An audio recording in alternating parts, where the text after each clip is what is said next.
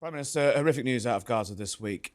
We now know that it was 3 British veterans that were killed. Can I get your reaction to that, please? Yeah, it's a awful, awful tragedy to think that these were brave Brits who were actually risking their lives to bring aid to people in need in Gaza. To have lost their lives in these circumstances is tragedy. My thoughts, obviously, with their family and their friends at this time. I spoke to Prime Minister Netanyahu last night and was very clear with him that the situation is increasingly intolerable, and what we urgently need to see is a thorough, transparent investigation into what has happened, but also a dramatic increase in the amount of aid getting into Gaza, removing the barriers, but also closer work with aid agencies to make sure things like this don't happen again.